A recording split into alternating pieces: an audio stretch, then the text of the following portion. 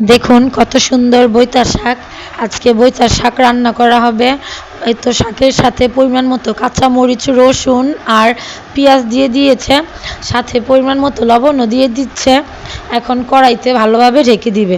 এই তো ঢেকে দিয়েছে। এখন দেখুন শাকটা কিন্তু অনেকটা পরিমাণ শুকিয়ে গেছে। এখন শাকের মধ্যে আর কোনো পানি দিবে না। শাকটা নিজে থেকে শাক থেকেই অনেক পানি ছাড়বে।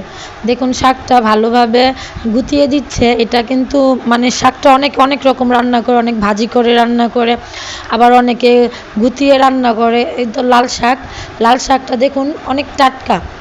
লাল শাকটা কিন্তু লাল টকটকে অনেক টাটকা একটা শাক। এই তো এখানে কড়াইতে তেল দিয়ে দিয়েছে। এখন মাছ ভেজে নিবে কড়াইতে। মাছটা আলু দিয়ে রান্না করা হবে। এই তো এটা হলো রুই মাছ। এই দেখুন শাকটা কতটা শুকিয়ে গিয়েছে। তো শাকটা এখন গুতাচ্ছে এক ডাল ঘুটনি দিয়ে, আর আলুটা ভেজে নিচ্ছে। এই তো মাছগুলো, শাকটা কতটা ইয়াম্মি লাগতেছে। রান্না করা শাকটা শেষ। শাকটা কিন্তু অনেক মজা হয়।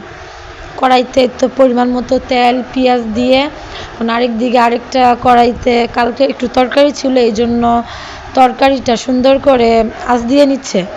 তো এখন মশলাতে আলু দিয়ে দিয়েছে, আর এদিকে তো ভাত বসিয়ে দিয়েছে। আলুর সাথে টমেটো দিয়েও ভালোভাবে কষিয়ে নিচ্ছে। কষিয়ে নেওয়ার পরে তো ভাতটা বলক এসে পড়েছে। আরেক দিকে পরিমাণ মতো ঝোলও দিয়ে দিয়েছিল। এটা আমি পুরোটা ভিডিও করিনি, কারণ এমন ভিডিও আমি আগেও করেছি, এই জন্য আর ভিডিও করা হয়নি। তো এখন ঝোল পরিমাণ মতো টেনে নিয়েছে, এই জন্য মাছগুলো সব দিয়ে দিচ্ছে তরকারিতে। আলু আর টমেটোর এক তরকারি এটা।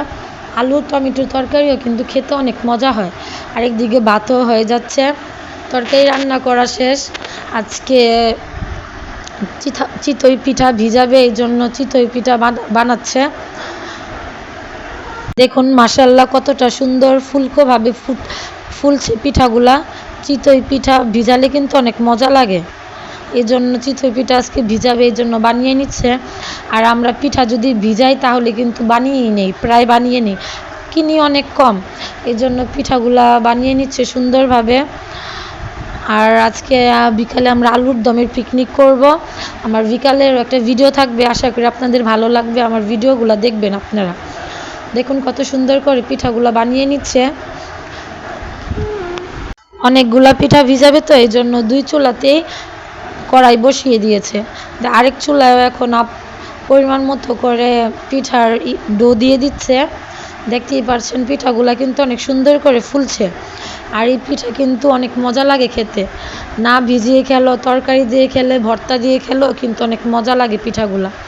সুন্দর করে আমার আপুরা দুনো চুলাই পিঠা বসিয়ে দিয়েছে। অনেকগুলো পিঠা হবে আজকে। পিঠার ভিডিও আর ওরকমভাবে আপনাদের আমি শেয়ার করব না, কারণ পিঠা আর ভিডিও আমি অনেক দেখিয়েছি, অনেক করেছি, এই জন্য আর পিঠার ভিডিও তেমনভাবে শেয়ার করলাম না। তো পিঠাগুলো কত সুন্দর করে ফুলছে। আর এই তো এইদিকে এই যে আলুর টমেটোর মাছের তরকারি। তো তরকারিগুলো দেখুন কতটা সুন্দর লাগছে, অনেক মজা হয়েছে তরকারিগুলা।